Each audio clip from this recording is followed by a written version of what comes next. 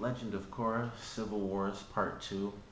First off, I'd like to say for anyone who might have been waiting for a review from me, which I'm sure is no one, sorry for the late review because my uncle got married on Friday, and as you can imagine, that conflicts with watching television.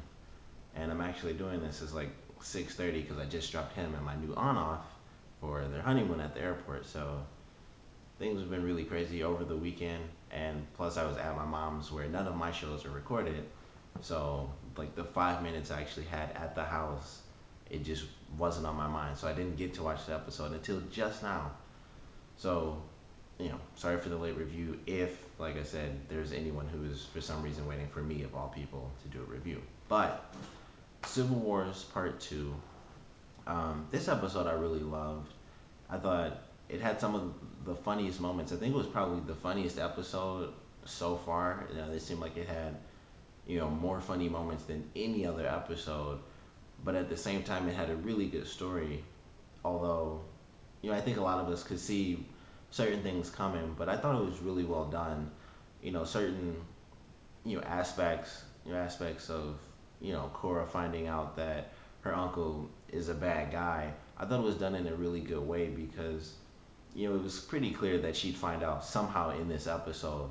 But how they did it, I thought was well done because her mother gets released, and then as soon as she was released, I was like, okay, her father's gonna be guilty, and it was true.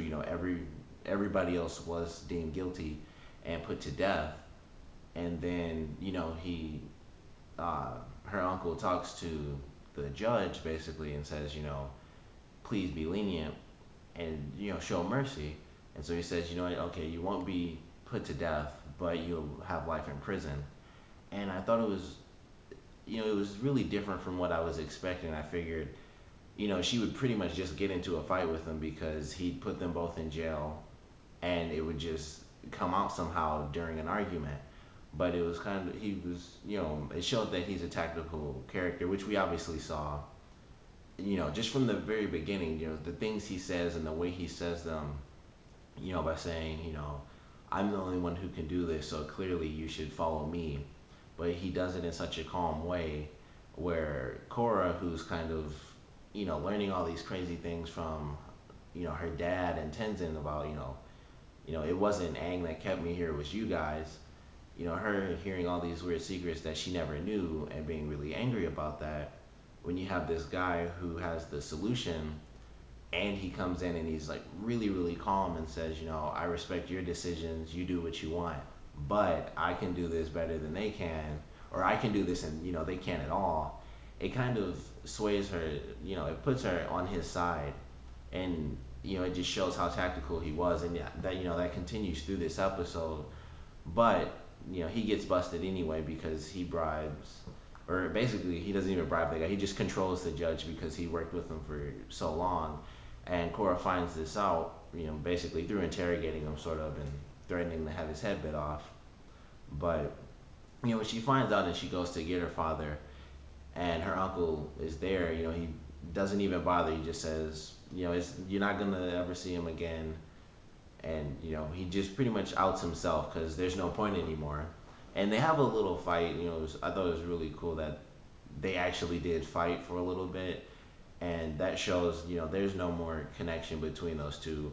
And he even, one of my favorite things is that he says, when she believes that he still needs her, and he says, I don't need you for the Northern Water Tribe to open up the portal.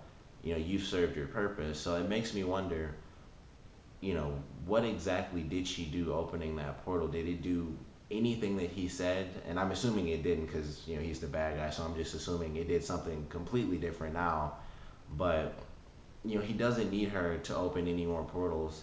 So either the portal's open and now he can go in and, try to control these spirits himself, or the portal's open and the spirits can just freely come, and he doesn't actually care if spirits attack the Southern Water Tribe because he wants to take control anyway. And he knows that once the Southern Water Tribe is basically wiped out, he can just come in and do his little tricks and basically just free all the spirits, and or cure all the spirits, sort of, and say, like, go back to your spirit world and be at peace.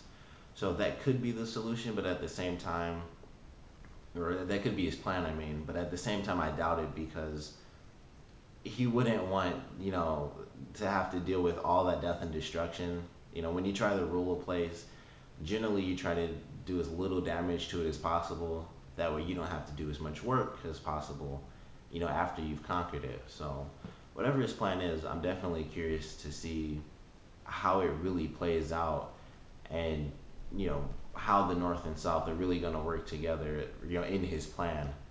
But obviously, with it being civil war, the North and South are going to be against each other. Katara and her friends, they help get her father and the rebel leaders out, or I guess just the rebels in general out.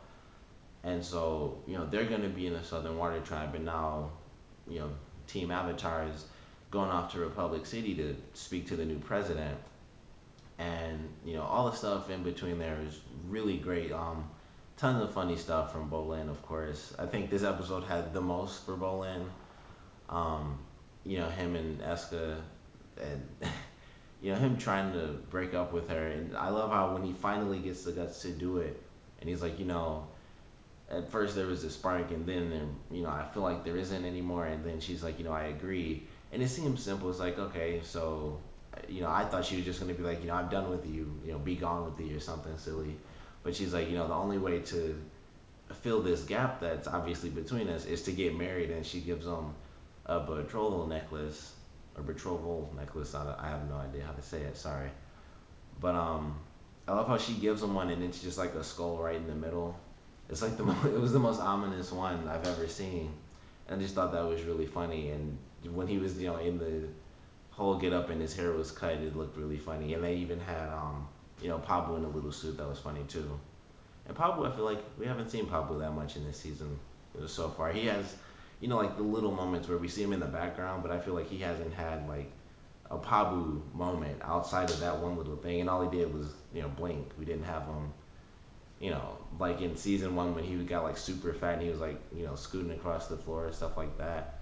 We haven't really, seen too much of Pablo this season, but I'm sure that'll be remedied once they're back in Republic City and, things get, pretty silly.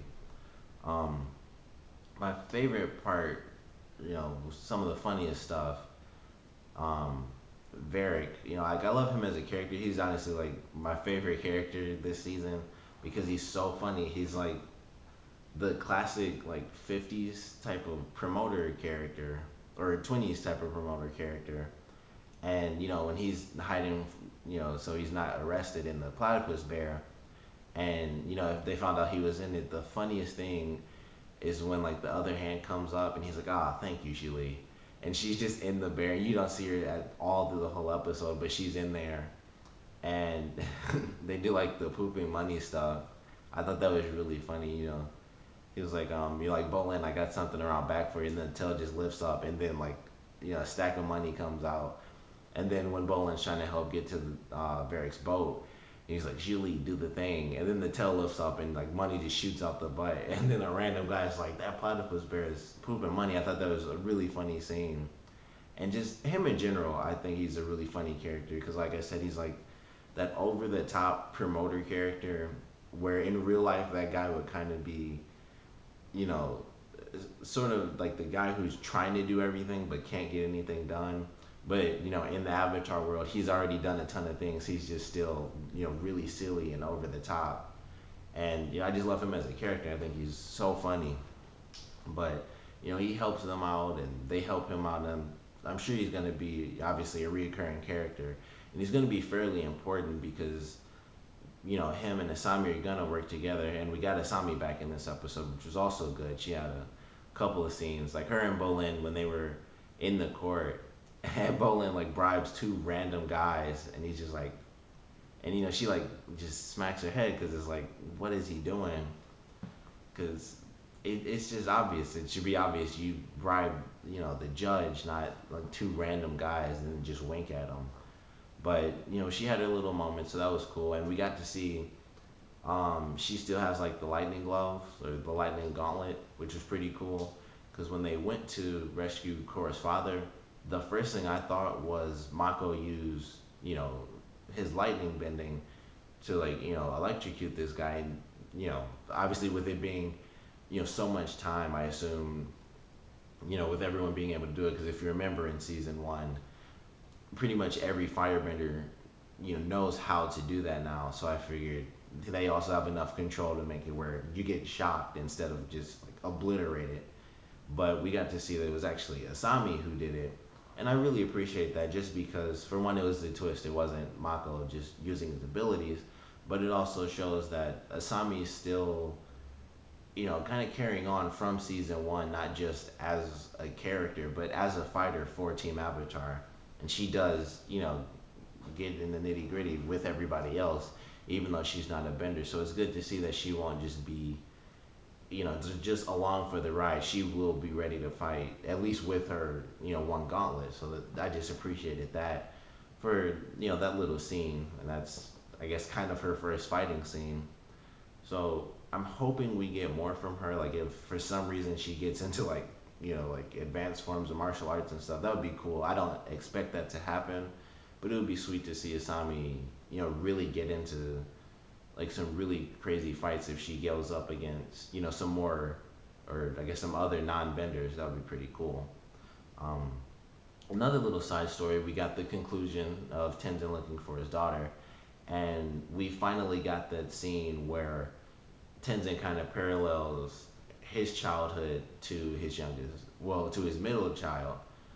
And even though he was the youngest and he's looking for his middle child, he sees that they live, they kind of live the same sibling, rivalry type life where they have their siblings and they love them, but they kind of wish they were just gone. And I think that's fairly simple.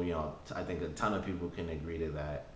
And I'm really glad we got this scene because, as I mentioned in other reviews, that's the scene I wanted to see where he does actually parallel, his, younger years to his daughters.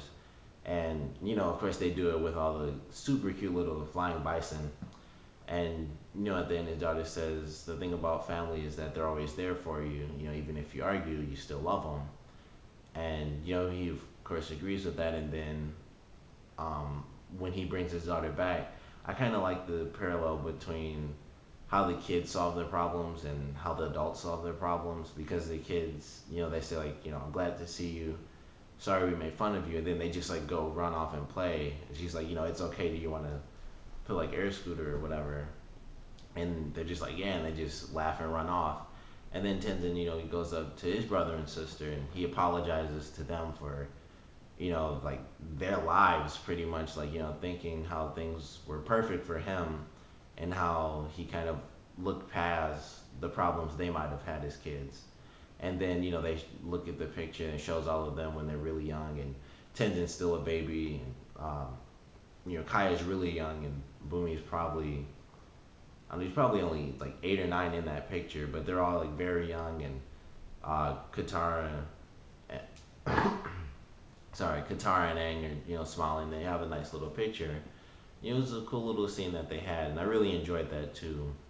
And something random I noticed, and it was because of Bolin's situation, is that Kaya actually has a necklace too. So she's married. So hopefully we'll get to see her husband, in this season. And I don't remember if they'll be, if her husband is revealed or not, because obviously you could really look it up because there was a ton of information given on all the characters, but I haven't looked at the behind the scenes stuff on the show.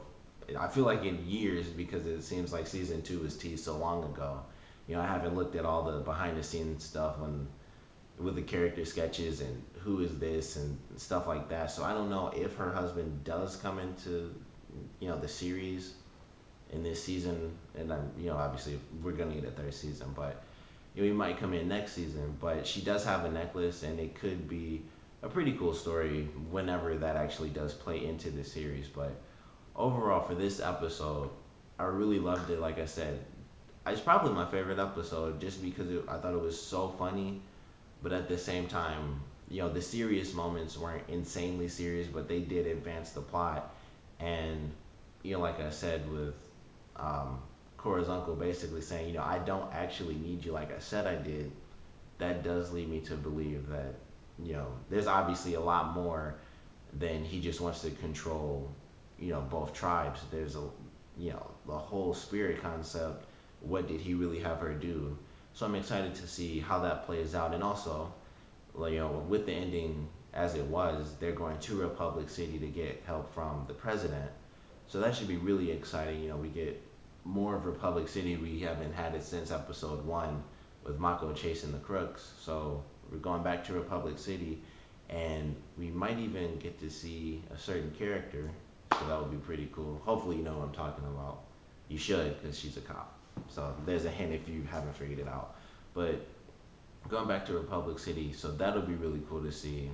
Just how things have changed since season one. It's been 6 months with them, which they mentioned in the very first episode, and I'm just excited for that. So comment below, let me know what you thought of the episode, and where do you think next week's episode is gonna go, and the series, for this season. And also, Aang was on the money. Thanks for watching.